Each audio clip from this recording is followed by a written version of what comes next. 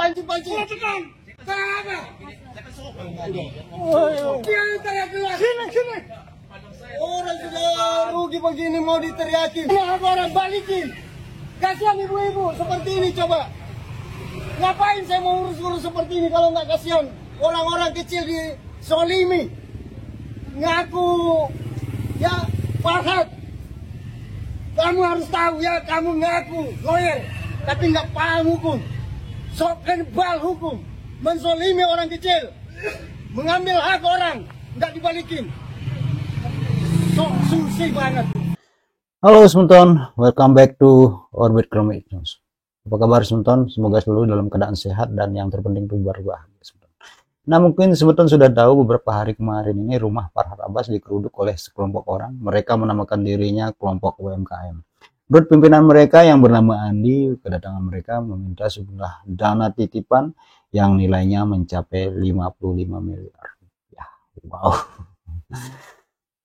Bukti daripada ada Farhad ambil secara tunai itu 30, itu pernyataan dari ibu kami ini.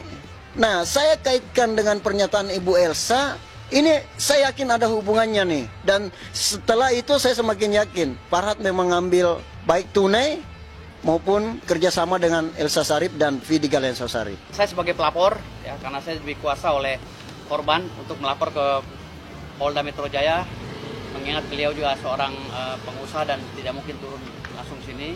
Jadi kuasa langsung untuk melaporkan. Dan saya sudah melaporkan saudari Elsa Sarif dan Vidi Galesong ya, Galesong Sarif SAMH terkait dengan dugaan penipuan dan penggelapan uang senilai 39 miliar. Saya sudah bilang sama Farhad Abbas, mau bagaimanapun cara kamu mau menjatuhkan saya akan lawan. Saya tidak akan pernah stop. Nah, sementon, permintaan dana sebesar 55 miliar ini setelah saya telusuri terkait dengan sebuah kasus yang terjadi di tahun 2020, di mana sebuah perusahaan yang bernama PT Kamkam itu memiliki sebuah aplikasi investasi yang bernama Memiles. Dari aplikasi Memiles ini mereka merekrut anggota, dan dari setiap anggota itu untuk bisa menjadi anggota mereka harus membayar sejumlah dana gitu ya.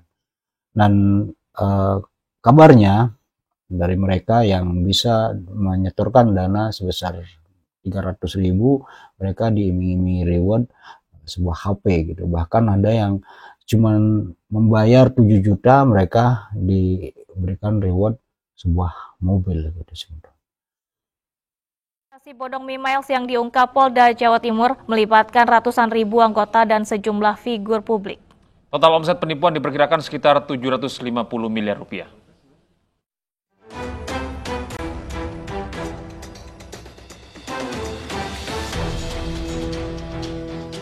Dalam 8 bulan investasi bodong yang dijalankan PT Cam & Cam meraup uang sekitar 750 miliar rupiah.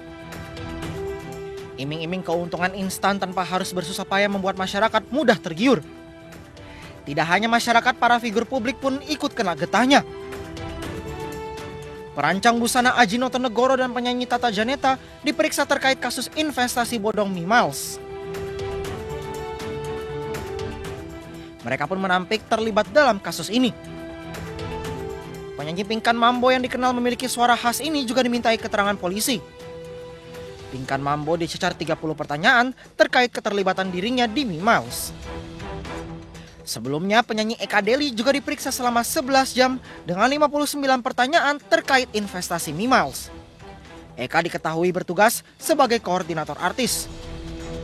Penyanyi Marcelo Tahito atau Elo mengakui pernah menjadi member Mimiles dan melakukan top up dalam aplikasi itu. Elo bahkan mengembalikan hadiah mobil mewah yang didapatnya dari Mimiles. Masih ada deretan artis yang terjerumus dalam kasus investasi bodong Mimiles. Mulai dari Judika, Regina, Mulan Jamila, hingga Ustadz Guntur Bumi.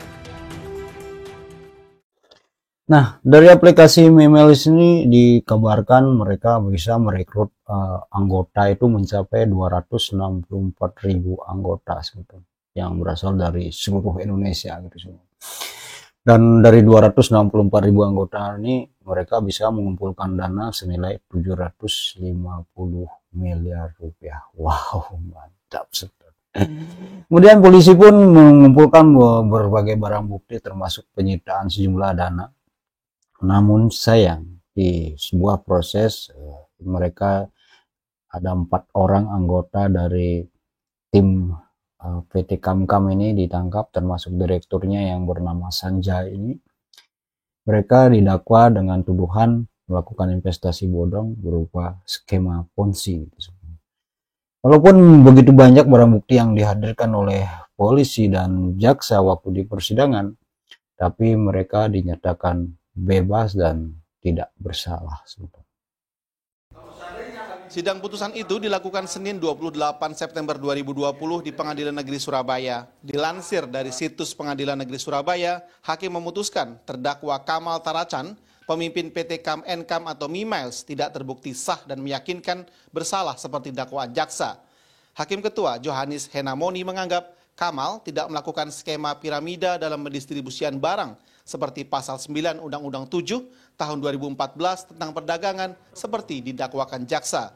Sebelumnya, jaksa menuntut Kamal Taracan 6 tahun penjara karena menghimpun uang masyarakat senilai 750 miliar rupiah lewat perusahaannya PT Kam Nkam atau Mimiles secara ilegal. Jaksa mengaku masih pikir-pikir untuk melakukan kasasi atau menerima putusan ini. Kami saat ini menyatakan sikap pikir-pikir sesuai dengan KUHP. Kami memiliki hak pikir-pikir selama 14 hari sambil kami menunggu salinan putusan lengkap dari majelis hakim tersebut untuk kemudian mempelajari dengan matang sebagai bahan kami untuk mengajukan kasasi nantinya, upaya hukum kasasi. Sesuai SOP kami wajib melakukan kasasi, namun demikian saat ini kami masih menyatakan pikir-pikir terhadap putusan tersebut. Polda Jawa Timur yang membongkar kasus ini tidak mau berkomentar lebih jauh. Lewat pesan WhatsApp, Humas Polda Jawa Timur, Kombes Truno Yudo mengatakan masih menunggu hingga keputusan hukum tetap atau inkrah. Sementara salah satu nasabah Mimiles, Yan Hendra, mengaku senang dengan putusan ini. Menurut dia, dari awal dia dan sejumlah nasabah lain merasa tidak pernah dirugikan oleh Mimiles. Kami berharap terkait penyitaan aset, terkait uang-uang member Mimiles yang sudah disita oleh negara untuk dikembalikan. Karena kami sangat berharap dari para member Mimiles ini dengan keputusan pengadilan yang menyatakan bebas murni pengurus PT Kamkam dan atau Mimiles, untuk itu kami menunggu proses selanjutnya. Bagi dosen hukum pidana Universitas Erlangga, Iwayan Titip, putusan bebas pemimpin Mimiles mengejutkan. Apalagi Mimiles adalah salah satu kasus dugaan penipuan berkodok investasi terbesar yang pernah diungkap. Wayan menduga ini kelemahan jaksa dalam membuktikan dakwaan. Ya, kan ini kasus besar ini. Dari mana ini kita harus menelusuri, dari mulai penyelidikan, Mas. Kasus Mimiles dibongkar Polda Jawa Timur pada awal Januari 2020. Polisi menyebut Mimiles adalah aplikasi investasi bodong yang memiliki 264.000 member dan menghimpun dana 750 miliar rupiah selama 8 bulan operasi. Mimiles juga tidak memiliki izin operasional dari Otoritas Jasa Keuangan OJK. Bagaimana nih Sultan? Bagaimana pendapat Sultan? Jadi ada sebuah investasi Mimiles. Nah, dari anggotanya mereka menyatakan bahwa mereka tidak pernah dirugikan. Benarkah anggota mereka sudah menerima reward yang seperti diiming-imingkan? Jika mereka menyetor 300.000, mereka akan mendapatkan handphone, atau menyetor 7 juta, mereka akan mendapatkan mobil seperti itu. Ya, kalau saya pribadi kedengarannya ini sedikit tidak masuk akal ya. Dan di sini disinyalir seperti pendapat dari ahli tadi itu, ini skema Ponzi gitu ya. Jadi tutup menutup dan nggak tahu juga deh.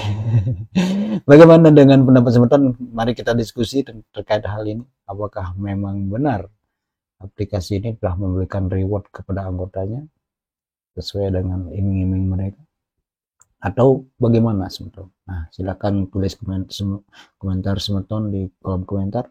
Mari kita berdiskusi apa yang sebenarnya terjadi pada tahun 2020 itu, dan bagaimana nasib para kelompok UMKM yang kemarin sempat mendatangi rumah Farhad Abbas.